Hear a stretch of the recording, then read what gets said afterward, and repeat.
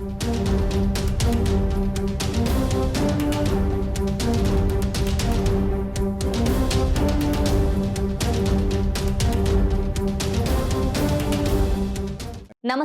ఏపీలో పొత్తుల చిక్కుముడులు వీడటం లేదు, మరింతగా బిగుసుకుంటున్నాయి. జనసేన కొంత పట్టువిడుపులకు పోతున్నా ఏపీలో బలం లేని బీజేపీ కేంద్రంలో సహకారం కోసం టీడీపీ తలొగ్గుతుంది అన్న ధీమాలో గొంతమ్మ కోరికలు కోరుతోంది.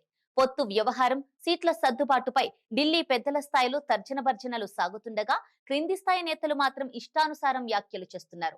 బీజేపీ నాయకుడే రాష్ట్ర ముఖ్యమంత్రి కావాలని, ఎవరినో భుజాన మోయాల్సిన పని తమకు లేదని బీజేపీ రాష్ట్ర ఉపాధ్యక్షుడు చేసిన వ్యాఖ్యలు కలకలం రేపుతున్నాయి.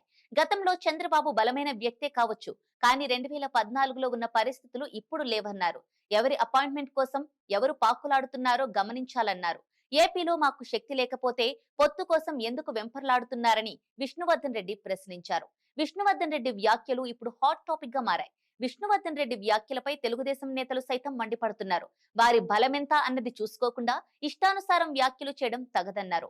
బీజేపీకి ఏపీలో 1% లోపే ఓటు బ్యాంకు ఉందని చెబుతారు. మరి అలాంటి పార్టీకి అధికారం దక్కడం సాధ్యమేనా?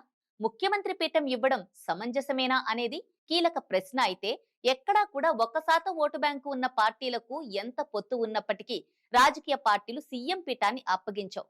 అయినా బీజేపీ నేత అలా మాట్లాడటం వెనుక ఎక్కువ సీట్లు సాధించాలనే వ్యూహం ఉందా అనే ప్రశ్న తలెత్తుతున్నాయి. ఇక బీజేపీ కీలక నేతలు ఎవరూ కూడా దీనిపై రియాక్ట్ కాలేదు. అంటే బీజేపీ పెద్దల మనసులో మాట విష్ణువర్ధన్ బయట పెట్టారా, లేక ఇది ఆయన వ్యక్తిగత అభిప్రాయమా అనేది కీలకమే. తాము బలంగా లేమని అనుకున్నప్పుడు తమ వెంట పడుతున్నారని టీడీపీపై విమర్శలు కూడా విష్ణువర్ధన్ గుప్పించారు. బాబు స్వయంగా ఢిల్లీకి వెళ్లడంతో చులకనైపోయారా? మీరే వచ్చారు కాబట్టి మేము చెప్పినట్టు వినాలనేది బీజేపీ సిద్ధాంతమా అనే సందేహం విష్ణువర్ధన్ మాటల ద్వారా వ్యక్తమవుతోంది. కేంద్రంలో బలమైన బీజేపీ ఉందని, ఏపీలోనూ సీఎం సీటు తమకే ఇవ్వాలని విష్ణువర్ధన్ వ్యాఖ్యానించారు. విష్ణువర్ధన్ వ్యాఖ్యలతో టీడీపీ, జనసేన, బీజేపీతో పొత్తు విషయంలో ఈయనకు ఇష్టం లేదా అనే సందేహాలు వ్యక్తమవుతున్నాయి. వాస్తవానికి టీడీపీతో పొత్తు పెట్టుకున్న 2014 ఎన్నికల్లో 1 ఎంపీ, 4 అసెంబ్లీ స్థానాలను బీజేపీ దక్కించుకుంది. 2019లో ఒంటరి పోరు చేసి పూర్తిగా పరాజయం పాలైంది. ఈ విషయం తెలిసి కూడా పొత్తులపైన, ముఖ్యమంత్రి సీటుపైన విష్ణువర్ధన్ రెడ్డి ఇలా సంచలన వ్యాఖ్యలు చేయడం వెనుక వ్యూహం ఏమైనా ఉందా అనే చర్చ సాగుతుండటం గమనార్హం. మరోవైపు పవన్ కి సీఎం సీటు షేరింగ్ ఇవ్వాలని ఆ పార్టీ నాయకులు, కాపు వర్గం అంటోంది. పవన్ సీఎం అభ్యర్థి కాకపోతే కాపులు ఎందుకు ఓట్లెయ్యాలని ఆ కుల పెద్దలు అంటున్నారు. ఇద్దరూ కూడా డిమాండ్ చేసి సీట్లు పెంచుకోవాలని అనుకుంటున్నారా? 6-7% ఉన్న పవన్ కళ్యాణ్, 1% ఓట్లు ఉన్న బీజేపీ డిమాండ్ కి బాబు తలొగ్గుతారా? జగన్ ను ఎదుర్కోవాలంటే ఇంతకన్నా దారి లేదని సరెండర్ అవుతారా? లేక తాము బలంగా ఉన్నామని తనకి నచ్చిన రీతిలో సీట్లు కేటాయిస్తారా అనేది ఇప్పుడు హాట్ టాపిక్ గా మారింది.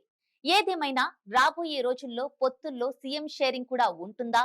ఎన్నో ఆటుపోట్లు ఎదుర్కొన్న చంద్రబాబు తన చాణక్యంతో బీజేపీకి దీటుగా సమాధానం చెబుతారా, లేక 5 ఏళ్లకు 3 పార్టీల నుంచి 3 సీఎంలు అవుతారా అనేది వేచి చూడాలి. For more interesting updates, do like, share and subscribe to Volga News.